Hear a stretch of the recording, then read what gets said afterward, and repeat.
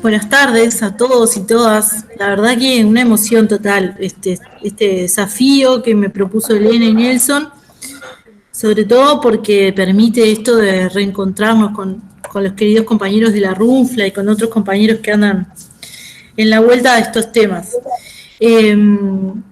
Antes de desplegar algunas cosas que quería poner en discusión con ustedes, me gustaba empezar con una ubicación, desde donde yo me pongo a pensar esto que les quiero compartir y desde donde también activo mi militancia y mi trabajo comunitario, que va más allá de mi trabajo como docente de la Universidad de la República, que con eso es con lo que me gano la vida, digamos, pero por suerte hago muchas más cosas que estar adentro de esta institución.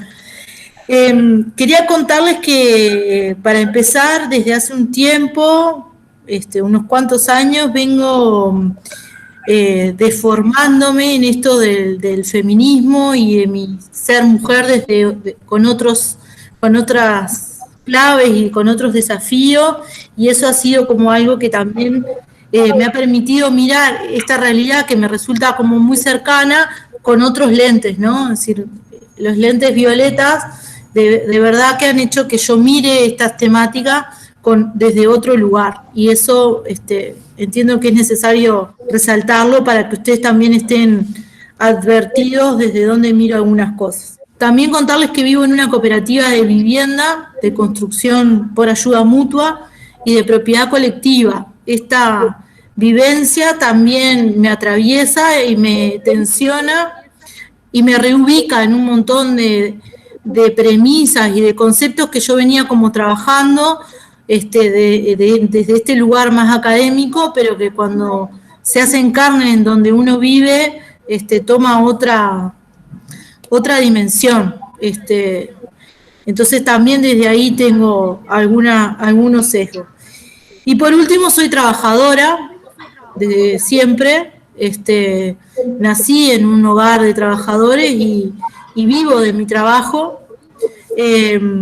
Entonces eso también me ubica desde una concepción de clase, digamos. Entonces, esto no me hace ni mejor ni peor, tengo las miserias que tenemos todos, simplemente me interesaba como advertirlos de estos sesgos que tengo a mi forma de ver, por suerte, a la forma de ver de otros, por desgracia, pero bueno, desde ahí miro el mundo. Contarles también un poquito de cómo estamos en Uruguay para que también puedan tener una idea de en qué estamos. Cuando pensé el título de la presentación de hoy, Elena rápidamente me advierte, porque a todo hay que agregarle lo post-pandémico. Entonces rápidamente, sí, porque si no uno queda como descontextualizado, medio como que viene de la luna. Entonces vos le ponés post-pandémico y quedás medio como incluido en una tribu académica. Y tiene razón, porque por un lado lo post hay que ver, y lo pandémico también. En el caso de Uruguay, por ejemplo, para que tengan unos datos así de esto que les gusta resaltar a los gobiernos y a los medios de comunicación. En el día de ayer, hoy por supuesto que no hice la tarea y ni la pienso hacer tampoco, pero ayer me tomé el trabajo de fijarme cuántas personas hay en tratamiento intensivo, en las unidades de tratamiento intensivo. Hay 4 en todo el país. Hay 226 casos activos, somos 3,5 millones de habitantes. Y desde que se declaró la emergencia sanitaria, tenemos unos 1.485 casos en total y 40 muertos. Entonces uno ahí empieza a decir, pero ¿de qué pandemia me están hablando? Si nos fijamos en los números, ¿no? En esta cuestión. También contarles que en Uruguay hubo un cambio de gobierno el 1 de marzo, el 13 se declara la emergencia sanitaria.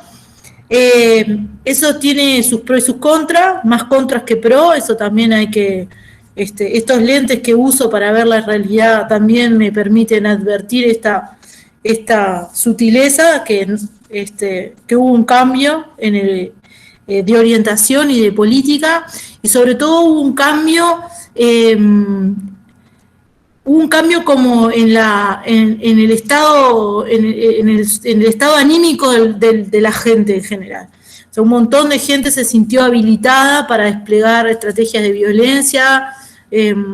Bueno, ahora con el pelado lo podemos hablar un poco mejor, pero estamos teniendo grupos de acción directa vinculados a prender fuego a personas que viven en situación de calle, violencia política, bueno, por supuesto la violencia de género, que es pan de todos los días. O sea, esto no eran males que no existían, pero lo cierto es que ahora hay como una especie de legitimidad social para hacer público esas acciones que hasta el 1 de marzo por lo menos no estaban tan visibles, no es que no existieran. Nosotros no tuvimos confinamiento obligatorio. El nuevo presidente de la República habla de que él confía en una libertad responsable, por lo tanto el sálvese quien pueda, la meritocracia y todo lo demás es lo que está guiando esa perspectiva, lo cual hace que eso tenga consecuencias sobre los sujetos con los que trabajamos algunos de nosotros. Contarles también que desde mi perspectiva hay que mirar Uruguay de una manera menos idealizada, menos colonial también, en esta idea de que somos la Suiza de América. Nunca lo fuimos ni lo vamos a hacer. Padecimos y padecemos las mismas dificultades y las mismas desigualdades que el resto de nuestros hermanos latinoamericanos, y ubicarnos en un lugar de excepcionalidad no hace más que reforzar esta perspectiva colonial que al menos a algunos de nosotros nos parece que es ridícula, definitivamente. Ya no injusta, sino también ridícula.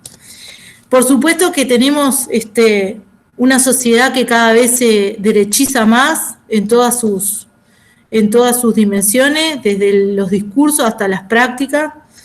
La violencia hacia las mujeres y hacia los sectores más vulnerables está en aumento, como ya les decía. Entonces ese es como el panorama más general.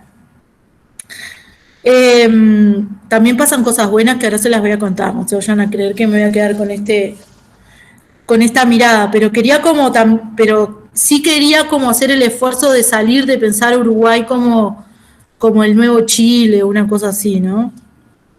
O como lo nuevo a mirar. Disculpen lo poco académico del concepto, pero desde mi forma de ver, somos la misma mierda, nada más que en frasco más chiquito, que el resto de nuestros hermanos latinoamericanos. El tercer elemento que quería compartirles es este lugar de que les decía desde las cooperativas de vivienda, que era un poco mi intención, era poder a través de ese caso problematizar algunas cuestiones. Las cooperativas de vivienda en Uruguay tienen una historia muy extensa, desde los 70 por lo menos. Tienen una cosa bien interesante que tiene que ver con la propiedad colectiva. Nosotros no somos dueños de nuestras casas, los dueños de nuestras casas es el colectivo, por lo tanto hay un ejercicio subjetivo y también material bien interesante al que nos enfrentamos todos los que vivimos en este sistema de vivienda con respecto a la propiedad privada y a la propiedad colectiva. Aún aquellos que creemos manejar y compartir la perspectiva de la propiedad colectiva, también nos cuesta lidiar con eso, porque por supuesto somos sujetos producidos en un sistema en donde la propiedad privada es la meca a la que hay que caminar todos los días, ¿no? Las cooperativas de vivienda nuestra tienen una segunda clave, que es la que me interesa también pensar en este escenario en el que estamos hoy, que es la ayuda mutua.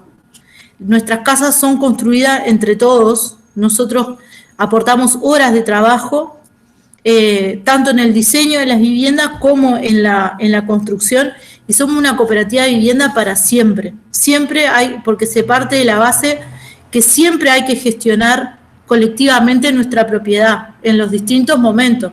En el momento de construcción, pero ahora, por ejemplo, en mi cooperativa, que ya estamos viviendo, hay que gestionar colectivamente otros desafíos como la convivencia, por ejemplo. La democracia directa es otra de las claves interesantes de las cooperativas de vivienda. Lo colectivo se resuelve a través del voto directo, la participación directa de una persona a un voto, no de quién tiene una casa más grande o una casa más chica, o quién puso más o quién puso menos. Eso nos pone en igualdad, al menos materiales, de condiciones para poder decidir algunas cuestiones. Por supuesto que esa igualdad es muy entrecomilladamente, porque para ejercer el derecho a decidir, uno no solamente tiene que tener, sino tiene que poder ser. Y las condiciones para el ser a veces son mucho más desiguales que las materiales. Para que tengan una idea, las cooperativas de vivienda en Uruguay son unas 30.000 familias vivimos en este sistema. En mi cooperativa somos 182 familias.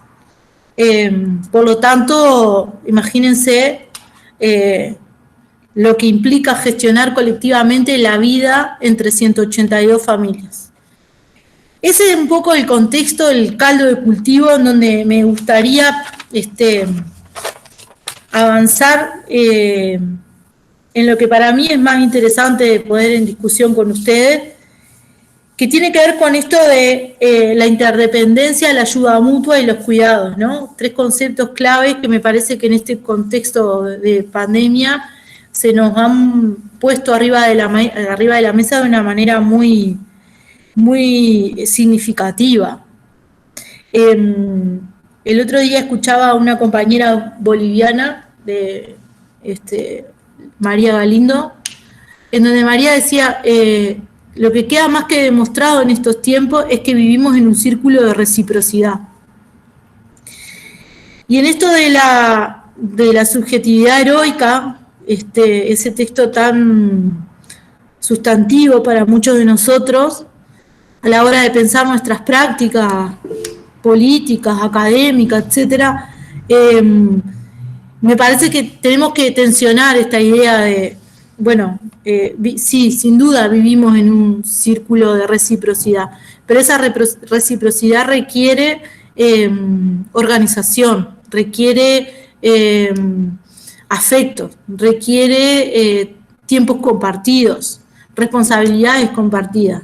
Si esa reciprocidad en realidad me resulta una carga o un exceso de sacrificio, además del que hago para mí, vuelve a ser círculo algo como pesado de sostener, ¿no? Entonces creo que el texto de la subjetividad heroica y el concepto en realidad a mí me llama a la reflexión acerca de, bueno, sí, vivimos gracias a un círculo de reciprocidad, pero guarda porque ese círculo a algunos les pesa más que a otros. En este contexto y en esta realidad en la que yo al menos intento pensar, tenemos algunos límites. La distribución desigual de los efectos de la pandemia es clave. No todos estamos en las mismas condiciones, ni físicas, ni psíquicas, ni económicas, de afrontar las consecuencias de la pandemia. El claro ejemplo es el quédate en tu casa. Sí, me quedo en mi casa si tengo casa. Me quedo en mi casa si mi casa tiene condiciones en donde yo me pueda quedar, donde no se llueva, donde no tenga frío, ¿no? Me quedo en mi casa si puedo garantizar mis alimentos telefónicamente. O si me quedo en mi casa si tengo trabajo, tengo ingresos que garantizan mi sustento. Entonces, la distribución desigual de los efectos de la pandemia me parece que, al menos, por ejemplo, en nuestra cooperativa fue significativo. Es decir, nosotros, a pesar de que vivimos en una especie de soviet, a mí me gusta como ridiculizar a veces a mi lugar de vida como un soviet, nosotros tenemos vecinos que no estaban accediendo a los alimentos y tuvimos que organizarnos para que accedieran a los alimentos. O vecinos más veteranos que por lo sanitario también era necesario cuidar colectivamente. Tenemos otros límites que tienen que ver con el vínculo con la naturaleza. Me parece que la pandemia pone arriba de la mesa que si seguimos aspirando a vivir como venimos viviendo, vamos a tener pandemia tras pandemia. Entonces lo pospandémico que me tiraba Elena el otro día, dije, claro, tenés razón, ¿qué pospandémico? Ahora va a ser esto y mañana va a ser lo otro, si seguimos con este patrón de vínculo entre humanos y entre humanos con la naturaleza y la naturaleza con nosotros. Otro de los límites, la dislocación entre la producción y la reproducción. Yo les comentaba a Nelson y a Javier, antes que llegaran todos ustedes, por ejemplo, nosotros acá estamos en plena actividad productiva y a nadie se le ha ocurrido pensar cómo hacemos para sostener los cuidados de los niños. Los niños están yendo a la escuela de forma intermitente. Las ingenierías que tenemos que hacer las familias para sostener el cuidado de los niños, ustedes no se imaginan lo que es. Corremos de un lado al otro, vos llevame los míos, yo te llevo los tuyos, no, la tía, yo soy tía, no soy madre, pero en este momento tengo una sobrecarga de cuidados en donde el círculo de reciprocidad se me vuelve bastante pesado, ¿no? Y seguimos sosteniendo esa división entre la producción y la reproducción como si no tuviéramos estos límites por delante. Otro de los límites que estamos al menos analizando algunos de nosotros en esto del momento en el que estamos, es esta idea, al menos que en Uruguay ha hecho mucha fuerza y mucha síntesis, donde muchos miran a Uruguay como un ejemplo, tiene que ver con esta idea de un único proyecto político como un artefacto. Bueno, ahora tenemos que salir todos juntos de acá, de una única manera, con una única organización, todos unidos, todos. Y para algunos de nosotros eso está siendo un problema porque la realidad no se está pudiendo sostener desde un solo lugar, ni con una sola herramienta, ni desde una sola expresión. Entonces también cuando miramos la interdependencia, cuando pensamos también el cuidado de nuestras organizaciones políticas, también tenemos que pensar en tener que subvertir y tener que modificar esta idea de que tenemos que construir un lugar o una herramienta que nos permita caminar a todos hacia el mismo sentido. Otra de los desafíos y límites que estamos teniendo es el tema de la virtualidad. La virtualidad ha resuelto un montón de aspectos de nuestra vida, pero ayer decía un compañero nuestro, pero la realidad no se cambia desde la virtualidad. Hay ciertos niveles de presencialidad que necesitamos tener. O sea, yo no puedo plantearme cambiar la realidad sin poder abrazar a mis compañeros, sin poder, no sé, sostener, compartir un mate. La revolución setentera, imagínense si será posible pensársela desde la virtualidad. Entonces, la virtualidad se ofreció como una oportunidad, pero creo que a esta altura también se nos presenta como un límite. Desafíos que tenemos. Superar esta idea de control y miedo. Yo no sé cómo vamos a hacer para desconfinarnos. Nosotros no tuvimos un confinamiento tan severo como algunos de ustedes, pero créanme que los elementos y las tecnologías del control y del miedo son las mismas. Sin que nadie nos diga que no podemos salir, la gente no salió. De hecho, sale poco, ¿no? Entonces, cuando hablamos de Uruguay como ese lugar a donde mirar, también tenemos que poner en juego esto, es decir, estamos en un problema. Un desafío interesante, a nuestra manera de ver, en la cooperativa se ha visto claramente. La rehogarización de la vida cotidiana. Por supuesto, teletrabajo mediante, rehogarizarse en lugares físicos en donde se llueve, se moja, se inunda. Es bastante obsceno plantearlo como un desafío interesante, ¿no? Entonces ahí tenemos un desafío también, bueno, esa rehogarización de la vida cotidiana, ¿en dónde? ¿Cómo? ¿Con quiénes? ¿Desde dónde? ¿No? Pero lo cierto es que hay un proceso de vuelta a casa, ¿no? Otro de los desafíos interesantes que ha planteado la pandemia y desde nuestra cooperativa se ha visto claramente, la escala local vecinal para sostener la vida económica, pero la vida afectiva. O sea, insisto, aquellos que están padeciendo un confinamiento más severo que el que padecimos nosotros, me imagino que a esta altura lo que más desean es viajar, es ver a sus amigos, no es comer, no es comprarse una licuadora. Entonces, me parece que esa escala, esa rehumanización de la escala de vínculos, me parece que es un desafío interesante. De vuelta, lo mismo que la reorganización. En qué condiciones, cómo, con quién. Pero al menos ahí hay una clave. Ayer decía una colega que las grandes superficies en este momento, por supuesto, ni lerdos ni perezosos, ya advirtieron que hay una plusvalía a extraer desde la cercanía. Y esperemos, y en unos meses vamos a ver qué es lo que van a hacer utilizando ese aprendizaje social y colectivo que venimos desarrollando los que estamos en los territorios sosteniendo la vida, ¿no? Otro de los desafíos, los tiempos largos. Nos dimos cuenta que se empezó a relativizar el tiempo. O sea, el tiempo empezó a estar pautado por otras dinámicas. Sobre todo la relación ciudad-campo, ¿no? Lo urbano y lo rural la pandemia empezó como a cuestionar algunas cosas que son cuestionadas de los tiempos inmemoriales, pero claro, como ahora los urbanos, sí, empezamos a darnos cuenta que no comemos baldosa, no comemos cemento. Entonces, por una cuestión mezquina nomás, empezamos a darnos cuenta de que hay que mirar a quién produce los alimentos. Y hay algunas posibilidades que me parece también interesante para pensar este tiempo. La memoria colectiva.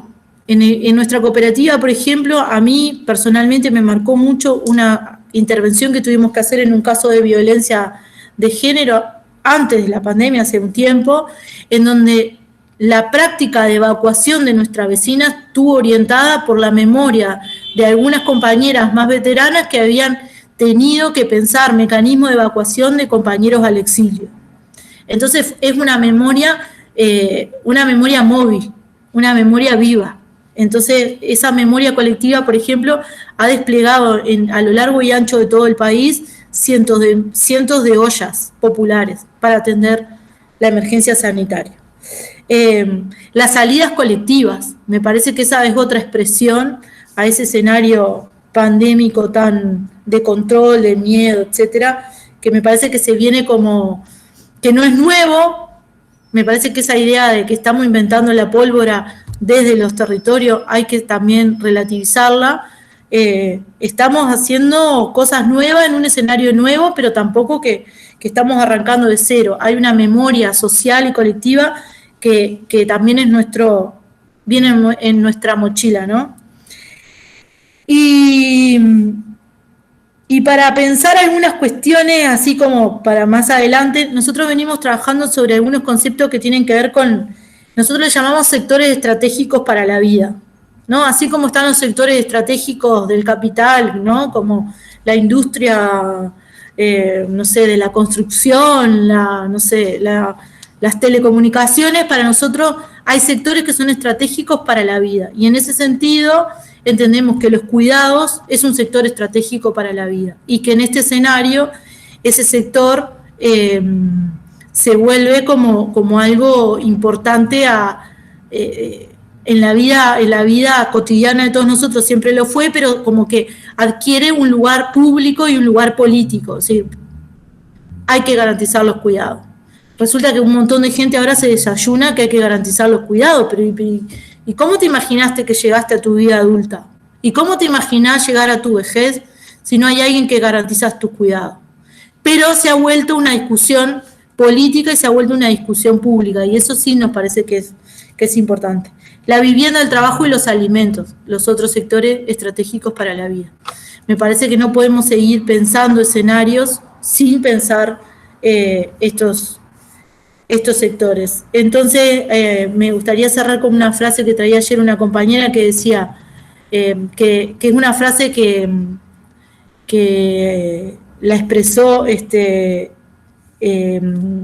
Silvia Rivera Kuchikansky la otra vez, que ella decía, bueno, a grandes males, pequeños remedios. Creo que eso es lo que venimos como ensayando desde el territorio, desde las prácticas, pero también desde la academia y desde algunos lugares en donde estamos como tratando de salir de ese lugar de que la nueva normalidad sea la normalidad anterior, nada más que habiendo vivido una pandemia, que ese es el otro dilema que estamos teniendo ahora. Bueno, ¿qué es la nueva normalidad?